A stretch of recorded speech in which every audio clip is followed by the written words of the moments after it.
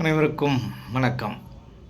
நம்ம இன்றைக்கி எதை பற்றி பார்க்க போகிறோம் அப்படின்னா, வாழ்க்கைங்கிறது அர்த்தமற்றதா இல்லை வாழ்க்கை என்பது அர்த்தமானதா அப்படிங்கிறத பற்றி நம்ம பார்க்க போகிறோம்.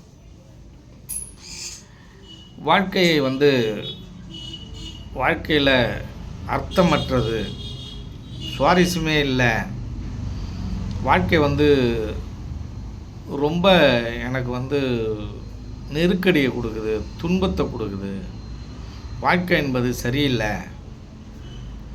அப்படின்னு நிறைய பேர் புலம்புறது உண்டு. வாழ்க்கைங்கிறதே ஒரு அர்த்தம் இல்லாதது, அர்த்தமற்றதாக இருக்குது அப்படின்னு சொல்லி நிறைய பேர் புலம்புறது உண்டு. இப்படி யார் இதை மாதிரி புலம்புறாங்க அப்படின்னு கேட்டிங்கன்னா, இந்த துன்பத்தில் சிக்கி தவிக்கும் இந்த மனித கூட்டமெல்லாம் இப்படி புலம்புகிறது. வாழ்க்கைங்கிறது அர்த்தமற்றதாக இருக்குது, துன்பங்கள் நிறைந்ததாக இருக்குது. அதனால் இந்த வாழ்க்கைங்கிறது வாழணுமா, ரொம்ப மோசமாக இருக்குது, வாழ்க்கை வாழறதுக்கே ரொம்ப மோசமாக இருக்குது அப்படின்னு சொல்கிற கூட்டம் இருக்குது. அந்த கூட்டத்தில் வாழ்க்கைங்கிறது மோசமானது அப்படின்னு அந்த கூட்டத்தில் சில மகான்களும் இதில் இருக்காங்க. அந்த மகான்களுடைய வரிசையில் புத்தரும் ஒருவர். வாழ்க்கைங்கிறது ரொம்ப துன்பமானது, அதிக துன்பங்கள் நிறைந்தது தான் வாழ்க்கை அப்படின்னு புத்தரும் இன்னும் சில மகான்களும் சொல்வதுண்டு.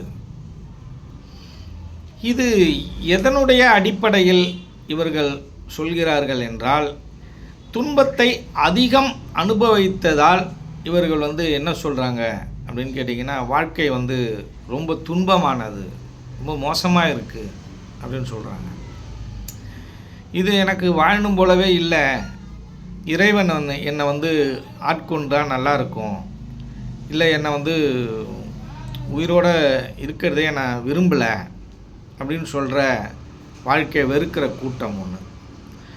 இன்னொரு கூட்டம் இருக்குது, வாழ்க்கைங்கிறது நல்லா இருக்குது, வாழ்க்கைங்கிறது எனக்கு ரொம்ப சந்தோஷமாக இருக்குது, நான் நினச்சதெல்லாம் அனுபவிக்க முடியுது, நான் நாடு நாடாக சுற்றுறேன், எனக்கு நினச்சதெல்லாம் கிடைக்குது அப்படின்ற ஒரு கூட்டம் இங்கே இருக்குது.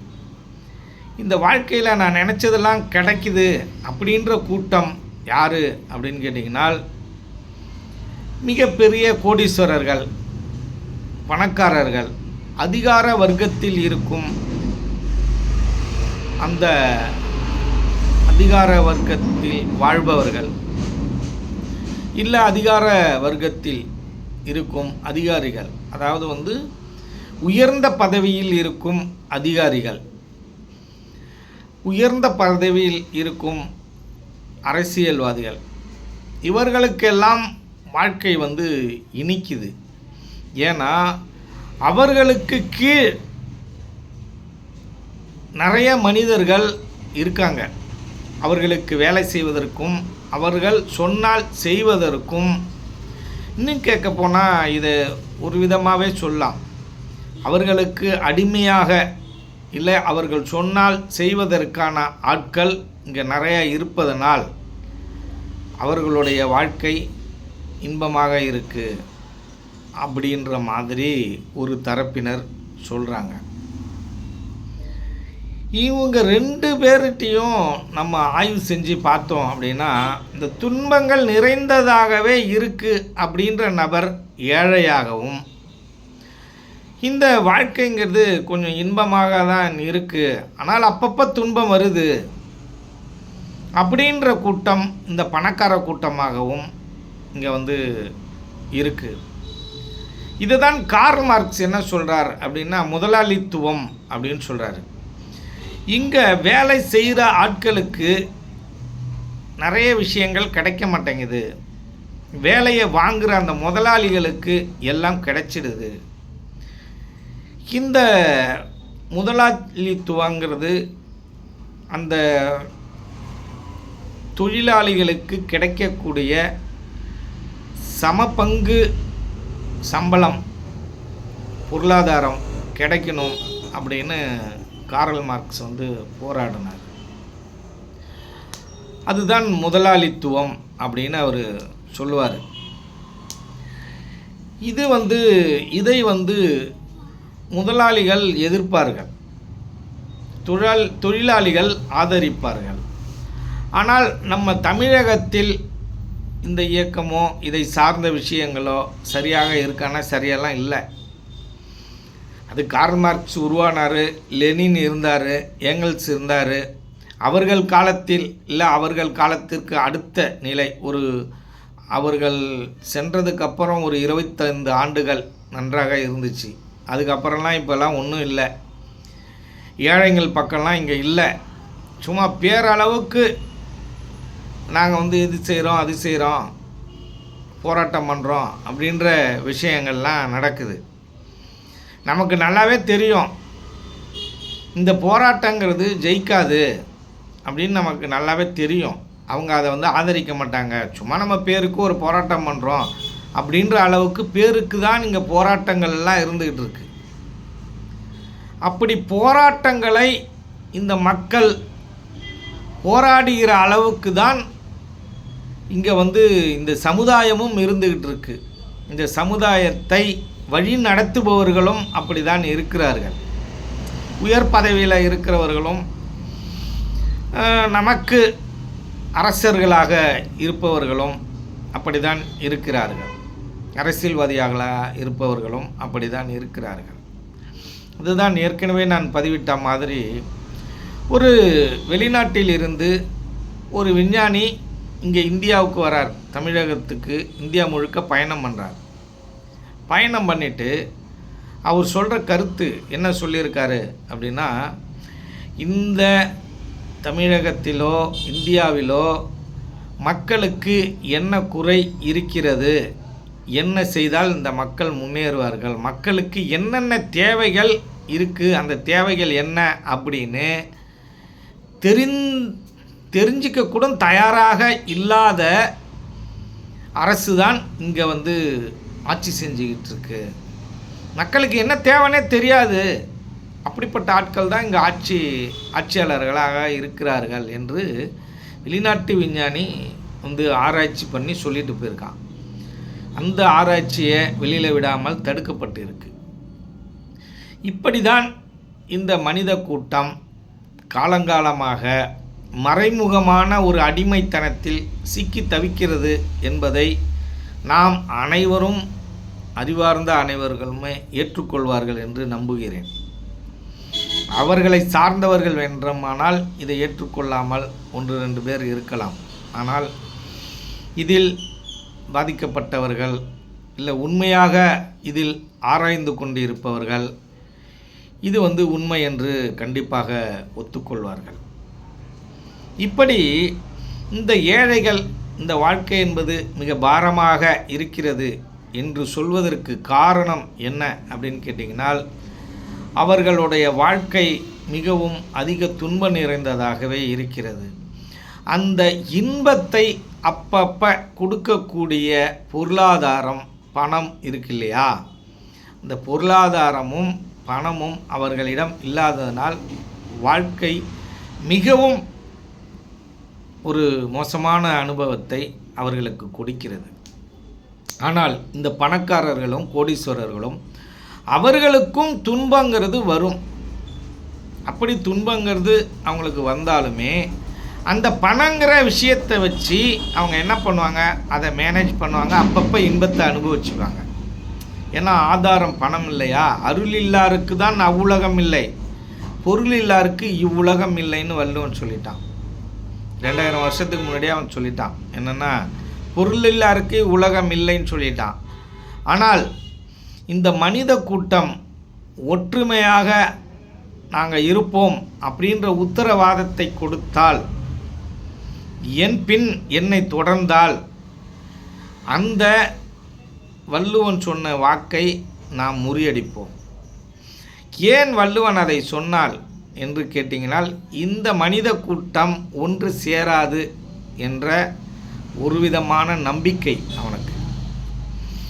ஏன் அப்படின்னால் இந்த பசுமாடோ இல்லை ஆடோ புல் இருக்கிற இடத்த மேயாது, புல் இல்லாத இடத்துல போய் அறகுறையாக இருக்கிற இடத்துல போய் வரட்டுன்னு பிடிச்சி கடிக்கும். புல் இருக்கிற இடத்துல மேயாது அப்படின்ற கருத்து தான். அதை போல் யாரெல்லாம் சரியான தீர்வு சொல்கிறார்களோ அவர்கள் பின்னாடி இந்த உலகம் செல்வதில்லை. போலித்தனமான ஆட்கள் பின்னாடி தான் இந்த உலகம் சென்று கொண்டிருக்கிறது என்பது மிக சரியான உண்மையாகவே இருக்கிறது. ஏன் இன்பம் இல்லைங்க, ஏன் இந்த ஏழைகள் இவ்வளோ சிரமப்படுறான் அப்படின்னு அவனுக்குள்ளே போய் நம்ம ஆராய்ந்தோம். ஆனால் அவனுடைய வாழ்க்கை முறையில் பலவிதமான தடைகள் இருக்குது. அப்பா அம்மா தடை போடுறான். என்ன தடை போடுறான்? பலவிதமான தடைகள் போடுறான். அவன் படிக்கணும்னு நினைக்கிற படிப்பை படிக்க விட மாட்டான். அவன் ஒரு பொண்ணை கல்யாணம் பண்ணணும்னு நினைக்கிறான், கல்யாணம் பண்ண விட மாட்டான்.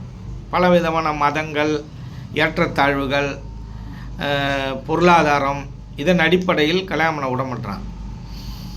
ஒரு சில தகப்பன்கள் தன் பிள்ளைகளோட ஆசையை நிறைவேற்றுகிறார்கள். சில தகப்பன்மார்கள் அவர்கள் ஆசையை பிள்ளைகள் வழியாக நிறைவேற்றுகிறார்கள். அப்பொழுது அந்த பிள்ளையோட வாழ்க்கை கேள்விக்குறியாக ஆகிவிடுகிறது. அவன் இறுதி வரையிலும் அந்த மனக்கசப்பான வாழ்க்கையிலேயே வாழ்ந்து கொண்டிருக்கிறான். சில நேரங்களில் அவன் வாழ்க்கையை அவனாலே முடிவெடுக்க முடியாத நிர்பந்தத்தில்தான் இந்த தமிழகத்தில் உள்ள இளைஞர்கள், மாணவர்கள் இருக்கிறார்கள். ரெண்டாவது, எது சரியான வாழ்க்கை என்று தெரியாத மாணவர்களும் தெரியாத பெற்றோர்களும் தான் இங்கே நிறைய வாழ்கிறார்கள் என்பதில் மாற்று கருத்தே இல்லை. இப்போ நான் ஒரு ஒரு என்ன சொல்கிறது, ஒரு சேலஞ்ச் பண்ணுறேன். உண்மையை பேசக்கூடிய நபர்கள் இங்கே எவ்வளோ பேர் இருக்காங்க. அவங்க பொய்யே பேசக்கூடாது. பொய் பேசாத உண்மையே பேசக்கூடிய ஆட்கள் யாராவது இருக்காங்களா? இல்லை. நல்ல மனிதர்கள் ஒரு 4 பேர் பேரை சொல்லுங்கள் அப்படின்னா உடனே நீங்கள் எங்கே போவீங்க? நேதாஜி, காந்தி, அன்னை தெரசா அப்படின்ற மாதிரி தான் போவீங்க. இந்த உலகத்தில் இப்போ யார் இருக்கா நல்ல மனிதர்கள்? ஒரு 4 பேர் சொல்லுங்கள், யோசிப்பீங்க சொல்கிறதுக்கு. ஆனால் கெட்ட மனிதர்கள் பேரை எல்லாமே கெட்டவனாக தான் இருக்கான், இதில் என்னத்தை சொல்கிறது, அதில் 1-2 நல்லவன் இருக்கான், அவன் தேடி கண்டுபிடிக்கணும் அப்படின்ற உங்களுடைய பதில் இங்கே உண்மையாகவே இருக்கிறது. நீங்கள் உங்கள் மனதில் நினைக்கக்கூடியது என் மனதிலும் என் மன ஓட்டத்திலும் ஓடுகிறது. இந்த உண்மை என்பது உலக மக்களுக்கும் நமக்கும் ஒத்துப்போகும் என்றே சொல்லலாம். அப்படி தான் இருக்குது. இப்போ நல்லவர்கள் யாருன்னு எங்கே போய் தேடுறது அப்படின்ற மாதிரி தான் இருக்குது. அப்போ உங்கள் உண்மையை பேசுகிற ஆட்களே இல்லை. அப்போ நல்ல மனிதர்களோட பின்னாடி தான் இந்த உலகம் பயணிக்கணும். விவேகானந்தர் முன்னாடி நீங்கள் அவர்களுடைய வாக்குப்படி, அவரோட அறிவுரைப்படி இந்த மனித கூட்டம் வாழ்ந்திருக்கணும். அவருக்கு சுயநலமற்ற 100 இளைஞர்களே கிடைக்கல. ராமகிருஷ்ண பரமஹம்சர் பின்னாடி போயிருக்கணும். நல்ல நல்ல ஆன்மீகவாதிகள் பின்னாடி இந்த உலகம் போயிருந்தால் இந்த உலகம் முன்னேறுவதற்கான வழிமுறைகள் கொஞ்சம் கொஞ்சமாக மாறுவதற்கான வழிமுறைகள் இருக்குது. ஆனால் இப்போ இருக்கிற காலகட்டத்தில் இந்த உலகத்தை மாற்ற முடியுமா? இந்த மக்களை நிம்மதியாக வாழ வைத்து விட முடியுமானால் அதற்கும் வழிமுறை இருக்குது. ஆனால் அதற்கு நாம் எல்லோரும் ஒற்றுமையாக இருக்கணும். எளிமையான வாழ்க்கையை வாழணும். யாரும் பொய்யே பேசக்கூடாது, உண்மையே பேசணும், உள்ளதை உள்ளபடி பேசணும். ஒவ்வொரு மனிதனும் அவனுடைய அர்த்தமுள்ள ஆசைகள்னு இருக்கும், அவனுக்கு தேவையான ஆசைகள்னு இருக்கணும். அந்த ஆசைகளை அவனை நிறைவேற்றுவதற்கான உரிமையை அவனுக்கு நாம் கொடுக்க வேண்டும். ஒரு பொண்ணை ஆசைப்படுறான்னா கல்யாணம் பண்ணிக்கப்பா, அப்படி ஒரு படிப்பு படிக்கணும்னு நினைக்கிறான்னா படிப்பா, உன் விருப்பப்படி எழுத்தாளனாக ஆகணுமா ஆகு, இல்லை வேறு ஏதாவது செய்யணுமா, ஒரு இன்ஜினியர் ஆகணுமா, ஆகு. உனக்கு என்ன பிடிச்சிருக்கு ஆகு அப்படின்ற கூட்டம் இங்கே குறைவாக இருக்குது.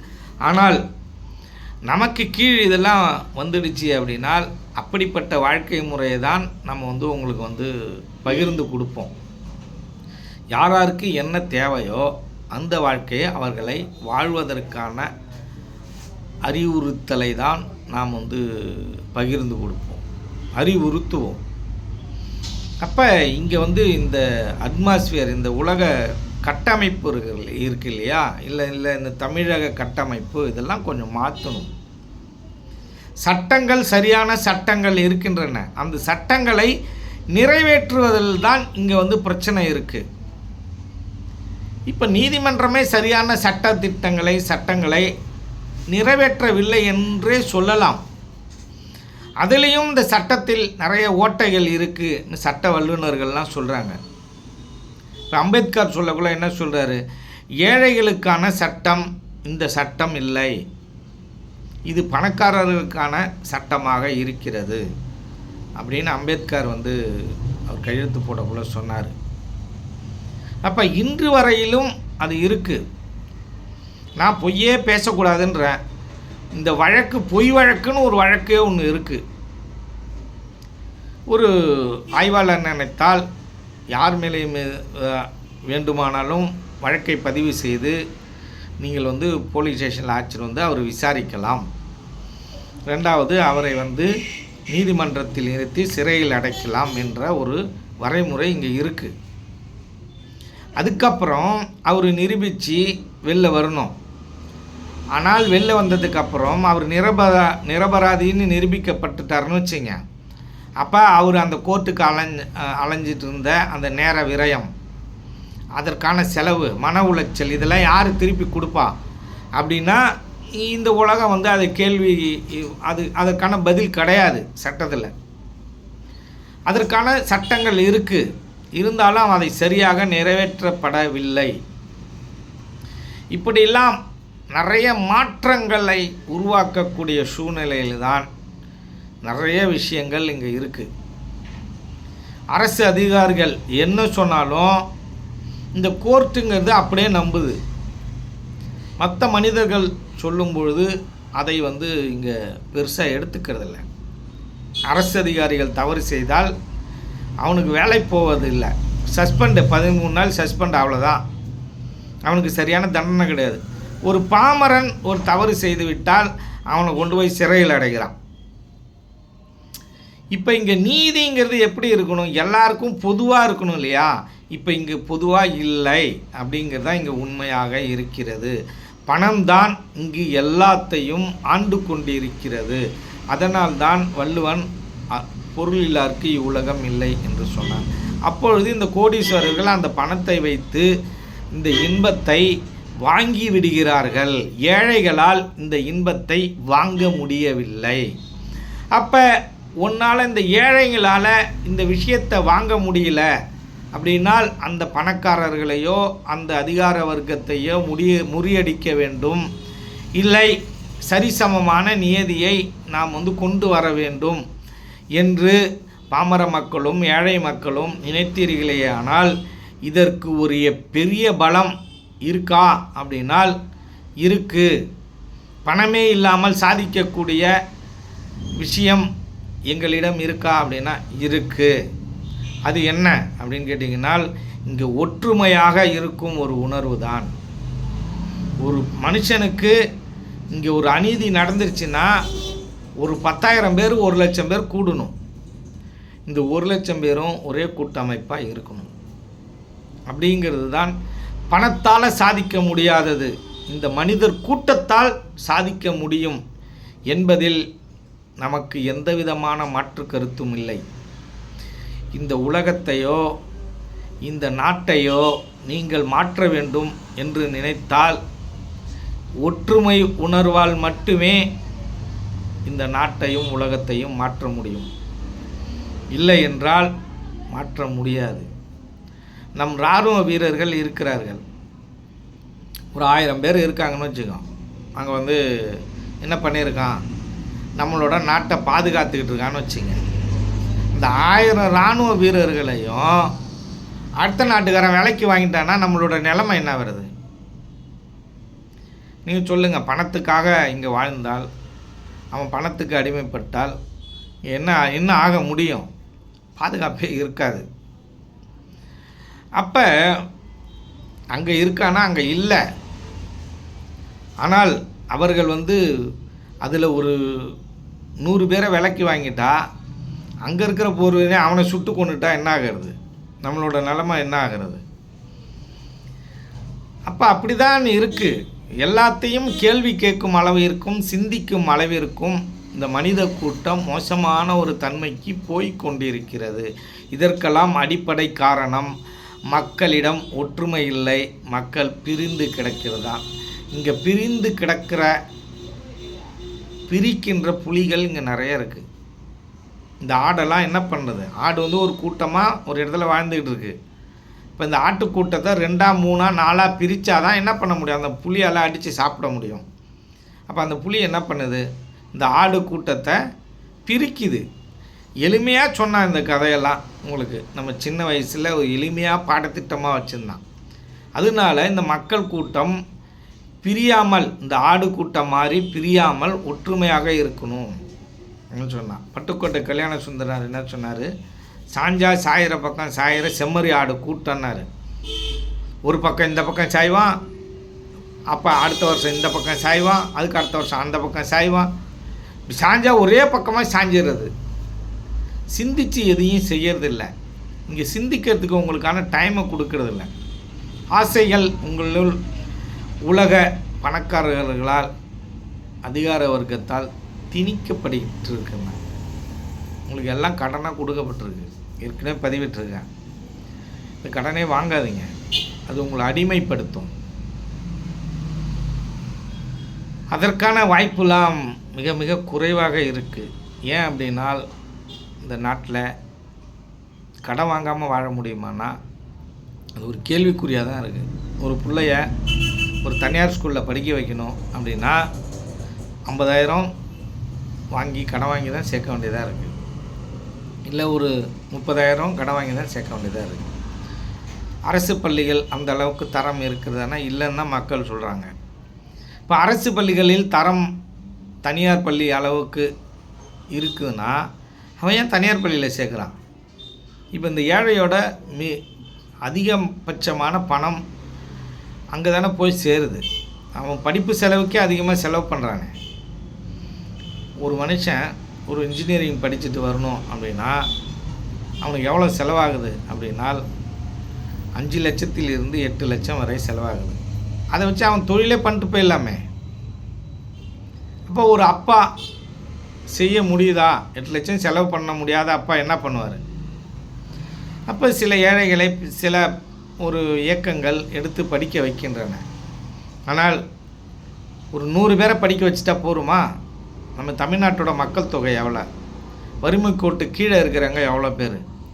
நல்ல மார்க் எடுத்தும் அவர்களுக்கு வாய்ப்பு கிடைக்காததனால் வேறு வித சூழ்நிலை காரணமாக படிக்காமலும் வேலை செய்யும் நபர்கள்லாம் எவ்வளோ பேர் இருக்காங்க. இங்கே எல்லாமே இங்கே கேள்விக்குறியாக இருக்குது. எல்லாமே இங்கே ஒரு சரியான சூழ்நிலையில் இல்லை. இப்படி சரியில்லாத சூழ்நிலையில் இருக்கும் பொழுது தான் இந்த மனித கூட்டம் ஒரு தரப்பினர் துன்பப்பட்டு துயரப்பட்டு வாழ்க்கையை வெறுத்து எனக்கு இந்த வாழ்க்கையே வேணாம் என்ற முடிவுக்கு வருகின்றன. வாழ்க்கை என்பது மிக கொடுமையானது, அர்த்தமற்றது அப்படின்ற ஒரு அந்த ஏழ்மையான கூட்டம். இதையெல்லாம் சாதிக்கின்ற எளிதில் கிடைக்கக்கூடிய எதாக இருந்தாலும் அதை பணத்தை வைத்து வாங்கக்கூடிய அந்த பணக்காரர்கள், கோடீஸ்வரர்கள், அவர்கள் எல்லாமே வாழ்க்கைங்கிறது அர்த்தமானது, நாங்களாம் கொஞ்சம் சந்தோஷமாக தான் இருக்கிறோம் அப்படின்ற கூட்டம். இரு கூட்டமும் இந்த உலகத்தில் இந்த நாட்டில் வாழ்ந்து கொண்டிருக்கிறது. இந்த இரு கூட்டத்திற்கும் நடுவில் இதில் கொஞ்சம் பாதி அதில் கொஞ்சம் பாதி, துன்பம் பாதி இன்பம் பாதி, பணம் கொஞ்சம் வருது போகுதுன்ற இடைப்பட்ட ஒரு தரப்பினர் வாழ்ந்து கொண்டு இருக்கிற காலமாகவும் இது இருக்குது. இப்படி இந்த 3 பிரிவாக இருக்குது. இப்போ கஷ்டமே அப்படின்ற வாழ்கிற ஒரு கூட்டம், சந்தோஷன்ற வாழ்கிற ஒரு கூட்டம், 2க்கு இடைப்பட்ட நிலையில் இருக்கிற இந்த 3 கூட்டம்தான் இந்த உலகத்தில் வாழ்ந்து கொண்டிருக்கிறது. எப்படி வாழ்ந்தாலும் இந்த மனித கூட்டம் ஒன்று சேராமல் இங்கு ஒரு மாற்றத்தையும் கொண்டு வர முடியாது என்பதை நாம் தெளிவாக தெரிந்து கொள்ள வேண்டும். நன்றி, வணக்கம்.